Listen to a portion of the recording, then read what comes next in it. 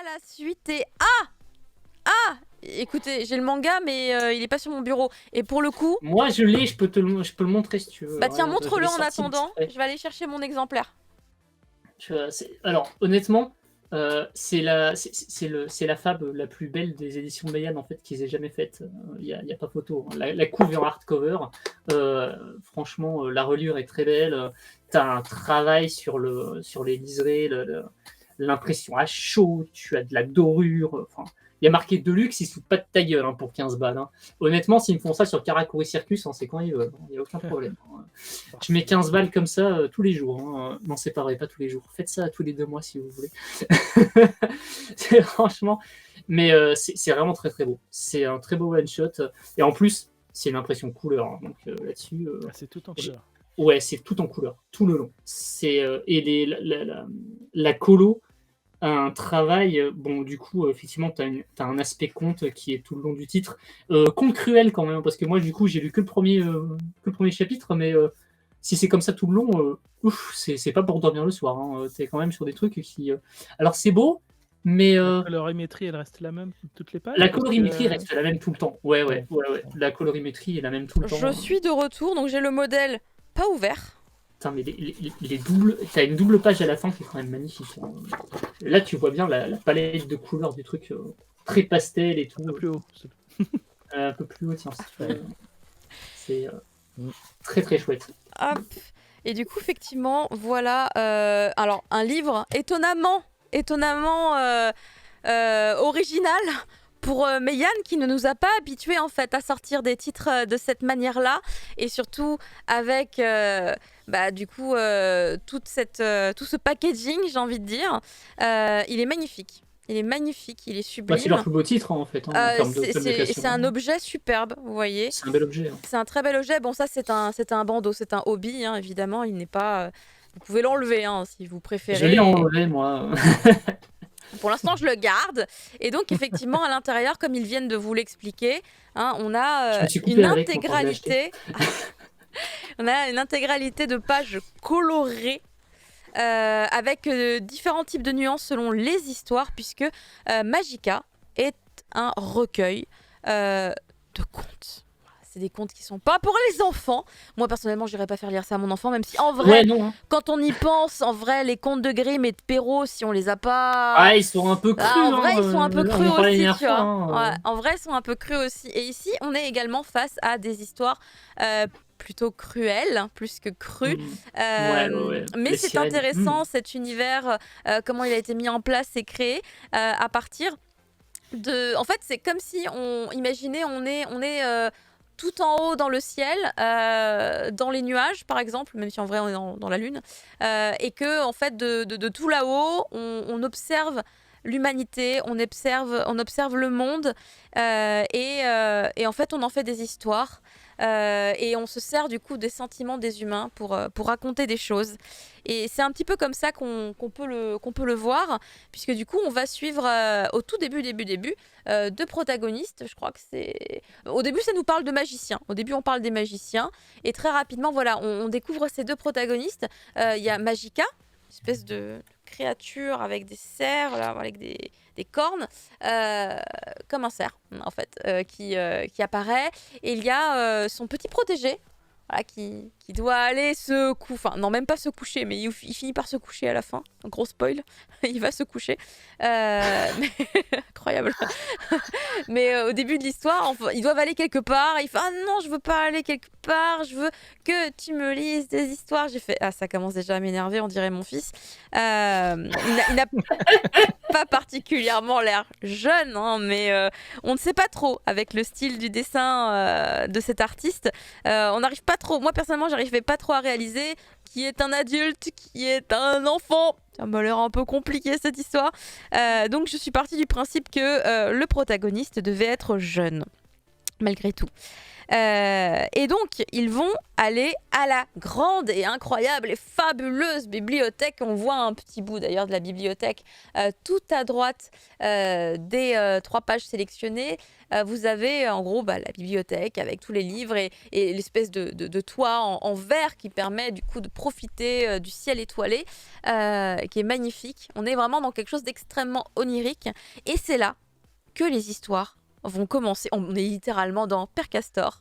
Raconte-moi une histoire. Vraiment, on y est. C'est vraiment ça. Sauf que c'est pas les mêmes histoires. Et qu'au lieu d'un castor, on a une espèce de créature blanche à mi-chemin entre le lapin et le cerf. Je n'arrive pas trop à me mettre d'accord avec moi-même. C'est le maudit, mais en blanc. Ou alors c'est une espèce de chèvre. Je sais pas. Mais effectivement, j'aurais pu penser à la même chose aussi, prof. Et donc on va découvrir la première histoire, où vous avez ici du coup une illustration de la première histoire, c'est celle de tout à gauche, qui concerne du coup une histoire à base de sirènes. Et quand je vous dis qu'on est face à un livre de contes, c'est qu'on est dans la même mécanique. D'ailleurs en fait, je réalise que c'est écrit dessus en fait. Découvrez les contes oniriques d'un magicien qui observe le monde. Mais c'est vraiment ça. Alors on peut pas être plus haut, mais j'avais même pas vu qu'il y avait écrit ça. C'était ce que moi je m'en étais. C'est l'idée que je m'en étais faite de base avant même de lire le truc. Je savais pas. Bon écoute. En même temps quand tu le lis c'est évident. Voilà, on est raccord, c'est parfait. Et donc ce sont des petits contes qui vont effectivement faire ressortir ce qu'il y a de bon ou de mauvais dans l'humain, à travers des histoires qui se passent dans un monde qui n'est pas vraiment le nôtre. Le premier se passe dans un royaume, dans une contrée où tous les gens sont beaux et jeunes, parce que tous les habitants, à l'âge de 18 ans, commencent à consommer de la chair de sirène. Moi, j'étais en mode, oh, je connais la légende, j'ai déjà vu Mermaid Forest et tout, je connais. Donc la chair de sirène qu'on retrouve partout, que ce soit dans Mermaid Saga, que ce soit dans Stranger Case, merci. Voilà, c'est la légende de cette chair de sirène qu'on mangerait pour avoir la vie éternelle. Dans ce petit conte-là, qui ne fait que quelques pages, les habitants doivent en consommer au quotidien pour stopper les effets de l'âge et pour se maintenir beau, en pleine forme. Donc ils consomment de la sirène, mais genre c'est industrialisé quoi. Il y a des boutiques. Bonjour, je voudrais de la sirène. Par contre, ça coûte cher. Voilà, faut avoir de l'argent, ça coûte cher. Et du coup, on va suivre. Alors, je crois que c'est un garçon, mais peut-être que c'est une fille finalement. J'ai aussi beaucoup de mal à distinguer, à genrer les protagonistes. Alors pour moi, c'était une fille. Mais pour toi, c'était une fille. Je sais plus si il ou elle s'appelait Yuki ou Yumi, mais je crois que le personnage avait un nom comme ça. Qui du coup est encore adolescente, qui doit un jour se décider à comment est-ce que je vais manger de la sirène. Est-ce qu'il y a des cils en bas? C'est devenu la référence. Il doit se décider à est-ce que je vais manger de la sirène en bouillon, est-ce que je vais manger de la sirène en sashimi, comment sera ma première fois manger de la sirène à l'âge de 18 ans, oulala. Voilà, c'est les discussions qu'il a avec ses camarades de ce côté du monde en tout cas. Et un soir, en rentrant, il va pêcher. C'est Lucky. Je me rappelais qu'il y avait un qui dans le prénom. C'est bien une fille. Et c'est une fille. Vraiment, j'étais passée à côté. Parce que je vous parlerai après de l'histoire juste après. J'étais là, c'est une femme, c'est un homme. Merde. Mais sérieux, Fulto? Oh là là. Et donc, elle va rencontrer une sirène. Parce qu'en fait, elle va pêcher une sirène. Voilà, c'est une erreur stratégique. Elle pêche une sirène et elle est en mode incroyable, je ne comprends pas, on les achète au supermarché, j'ai pêché une sirène sauvage. Et là, déjà, ma première surprise, c'est une sirène, c'est tout petit. Je m'attendais à quelque chose de plus massif, c'est tout petit une sirène. Et c'est vraiment ce genre de sirène que les habitants consomment. Sauf que il se prend d'affection pour la petite créature et il décide de la garder en animal de compagnie. Les parents, au début, disent « Ouais, ok. Au pire, ça fait une réserve de sirènes. » Oh là là. Tu vois déjà les bails arriver. Cette petite sirène a une particularité, c'est qu'en plus, elle parle. Et ça, c'est très surprenant pour Lucky, qui ne pensait pas que les sirènes pouvaient parler. Donc, il y a une relation qui va se mettre en place entre les deux. Et puis, petit à petit, les deux vont se lier énormément. il y a une réelle affection, une réelle amitié qui va naître entre elles. Et à un moment donné, tout va basculer. À un moment donné, tout va basculer. On va entrer dans une partie tragique de l'histoire qui nous laisse méditer, réfléchir sur le sens de la vie, sur ce qui est réellement important. On peut aussi voir une réflexion sur le fait de consommer de la viande animale. Enfin, on peut aussi, je pense, avoir une réflexion là-dessus. C'est envisageable. Mais en tout cas, c'est une histoire qui m'a touchée. Je l'ai lu tout à l'heure et en fait, j'ai mangé des sashimi. Oh, putain. En même temps. Oh mon Dieu, mon Dieu. Après, vous avez La Lame du Bonheur, qui était très touchant aussi, avec, là, pour le coup, plus un moment fugace dans la vie qu'une vraie réflexion, à part peut-être apprécier ce qui est à notre disposition, apprécier ce qui est autour de nous, apprécier les instants qu'on passe, les instants simples.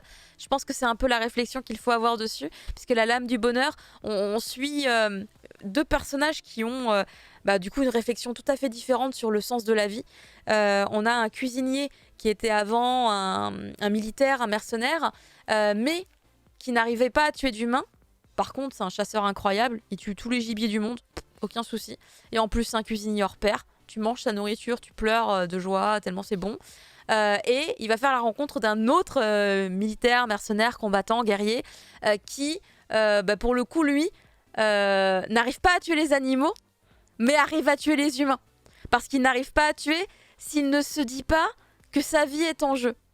Si c'est lui ou l'autre, il sait qu'il peut tuer, mais autrement, il ne peut pas tuer. Et donc, ils se retrouvent donc tous les deux, finalement, avec une perception de la vie qui est totalement différente. Et ils vont malgré tout du coup se comprendre parce qu'ils ont chacun à leur façon quelques angoisses et quelques traumas même. Et ils vont s'épauler et surtout avoir une réflexion sur la vie, encore une fois, et sur la manière de l'apprécier, d'apprécier les instants de chaque jour.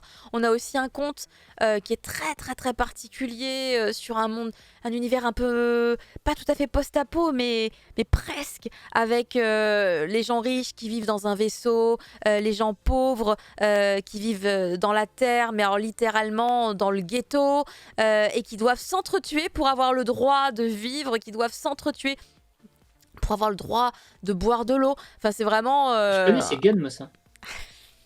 Il y a des vibes, hein. Très clairement, il y a des vibes. Même ne serait-ce qu'avec le personnage principal, total vibe. Et Fantasy punk. T'as dit quoi, pardon? C'est du fantasy punk. C'est du fantasy punk. Ah, ouais, mais totalement. Mais c'est un plagiat de Gun, Vilou. Ils l'ont pas dit, hein, mais franchement, ça se voyait. Et du coup, voilà, on a un protagoniste. Genre là, pareil, je ne sais pas si c'est un garçon ou une fille. Un protagoniste qui. Je vais trop dire. Qui va obtenir une graine et cette graine va changer sa vie. Cette graine va changer sa vie. Elle va soigner son cœur d'un point de vue très spirituel, bien entendu, et d'un point de vue totalement spirituel également. Il va lui sauver la vie et même sauver le monde. C'est incroyable, c'est fabuleux. Les contes, en fait, ont des proportions très différentes, mais chacun à leur façon. En fait, ils nous emmènent dans des réflexions qui sont assez différentes, mais qui nous amènent toujours à nous poser des questions sur nous. C'est vraiment un moment sur lequel, en fait, on s'arrête de penser à tous les problèmes qu'on a dans la vie et on va juste réfléchir sur le sens même de la vie. Et j'ai trouvé ça très intéressant, la manière dont c'était amené, parce que en soi, le dessin est extrêmement doux. Il est presque même esquissé par moments. Les teintes très chaleureuses, parfois, ou froides selon les histoires, apportent aussi une nouvelle dimension à l'histoire. Mais il y a un vrai paradoxe entre la simplicité du dessin et du coup la complexité finalement du message et la cruauté de certaines situations. Parce que le dessin est tellement simple que des fois on pourrait même l'apparenter à un dessin d'enfant. Et je pense que c'est quelque chose qui est voulu par l'auteur ou l'autrice. Yutsuko, je dirais que c'est une femme. Allez, allons-y. Faisons des estimations comme ça. Et jusqu'au bout, finalement, c'est un titre qui se dévore. C'est un one-shot qui se dévore. On m'a dit d'ailleurs que finalement, le one-shot n'était plus vraiment un one-shot puisqu'il y allait avoir un deuxième volet Fulto l'a dit tout à l'heure. sur le même concept. Et du coup, j'ai très envie de voir s'il a fini par se coucher. Vraiment. le jeune. C'est vraiment un moment, effectivement. C'est très onirique, comme dit dans le bandeau, hein, qui est ici totalement. Le Topi diabolique, c'était bien un garçon, effectivement. Ah, c'est vrai, c'était un garçon. Ouais. Bah, tu vois, j'avais vraiment... Mais en fait, je me suis rendu compte que distinguer les genres des personnages n'allait être un problème que quand j'allais en parler. Au moment de la lecture, ça en était pas Techniquement, ils ont tous le même âge et ils sont tous le même genre. IL, voilà. Allez. Voilà, mais pour le coup, Parce tu que vois, franchement... moi, j'ai vraiment du mal à distinguer et je me disais, putain, le moment où je vais en parler, il faut que je sois exprès, sûre. Clairement. Mais je pense que c'est fait exprès aussi. Et en fait, c'est parce qu'on se rend compte que c'est pas important. En fait. Ça me fait beaucoup penser en fait à Made in Abyss de ce côté-là. Ah, il y a une vibe, le côté dessin doux, ou dessin tragique. Doux avec une difficulté à savoir qu'est-ce qui est homme, qu'est-ce qui est femme, et effectivement une propension à la cruauté et à des histoires un peu dures. Mais les réflexions sont intéressantes. Et alors pour le coup, pour la review, je l'avais lu en numérique, mais entre-temps, j'ai reçu l'édition papier qui, alors, effectivement, elle est sublime. Alors c'est vrai qu'il y a aussi... J'ai pleuré sur l'histoire du phénix. Il y a une histoire avec un phénix qui renaît de ses cendres, et le truc, c'est qu'il renaît. C'est un one-shot, on raconte pas tout. Non, mais il y a plein d'histoires. L'histoire du phénix, j'ai cru que tu parlais de la date de l'édition 90 ans de Tezuka. C'était ça le one-shot. Non. Et en fait, je voulais juste avoir le sommaire pour vous donner la liste des différentes histoires qu'il y a dedans, mais pourquoi je l'ai pas? Ah, mais si, je l'ai le sommaire. Il y en a combien? Ben justement, je sais plus s'il y en a 5 ou 6. Alors, il était où? Ah, voilà. Alors, Pays magnifique, l'âme du bonheur et tout. Il y en a 5 et le prologue. Voilà. Oh, donc il y en a 5, ok. Et les 5 sont vraiment très intéressantes. Après, bon voilà, c'est pas un shonen neketsu, hein, c'est pas Togeganki, mais clairement, c'était une lecture que j'ai beaucoup aimé lire. C'était une publication web, non? Écoute, je repars à en quête des informations. Oui, je connais pas Daiwa Shobo. Daiwa Shobo, je connais pas Daiwa Shobo non plus. Donc j'ai supposé qu'effectivement c'était une publication internet. Traduit par Jean-Baptiste Bondy. Voilà, Jean-Baptiste Bondy, merci pour les travaux. En tout cas, moi je signe pour un tome 2. Ah, clairement, je signe pour un tome 2. Ah, c'est joli. Hein. Je veux absolument, effectivement, découvrir ce que l'artiste a proposé en plus. Et je sais aussi, alors il n'est pas avec nous ce soir, mais j'en avais parlé avec lui, Thunder Geek, qui avait également lu ce titre et qu'il avait adoré. Et il était triste que les gens n'en parlent pas plus et que ça reste finalement un titre presque un peu anecdotique parce que, en fait... il a du mal avec la montagne de titres qui sortent en fait tout le temps, toutes les semaines, à finalement se faire une petite place. Donc, il a un titre particulièrement terne aussi, faut bien le dire. Parce que juste Magica, c'est quand même difficile de se faire une idée. Oui, le titre, il est effectivement un peu passe-partout. Après, si tu vois le bouquin en librairie, clairement, il te saute à la gueule parce que bon. Voir le truc déjà te donne une meilleure idée. Oui. Rien que le dos, déjà tu sais qu'il y a un truc. Mais alors après tu sors le truc du rayon et tu tombes là-dessus, putain, c'est quand même une sacrée gueule quoi. Mais oui, c'est vrai que si ça s'appelle juste Magica, tu cherches sur les barres de données, t'es là, ouais, non. Mais voilà, donc c'est une belle petite perle qui nous vient de chez Meian, qui est d'autant plus surprenant que c'est pas le genre de manga que j'ai pu voir dans leur catalogue de base. Donc c'est plutôt une surprise, mais une très bonne surprise. Voilà, Magica, sorti depuis déjà quelques temps, donc normalement trouvable, je l'espère. En librairie. Ah si, je l'ai trouvé au fin fond de l'Ardèche, il est trouvable. Il l'a trouvé en Ardèche. C'est trouvable partout. Voilà. Les talons c'est vraiment ça. Hein. Je t'explique. Ici, j'ai trouvé Magica j'ai pas trouvé Love for Who I Am. Voilà. Allez. Ah oui, d'accord. Bah écoute, comme quoi, l'Ardèche, ils ont accueilli le catalogue Meyane. Et c'est la fin de l'émission. Du coup, on fait les petits rappels habituels. Vous pouvez nous follower le Crédit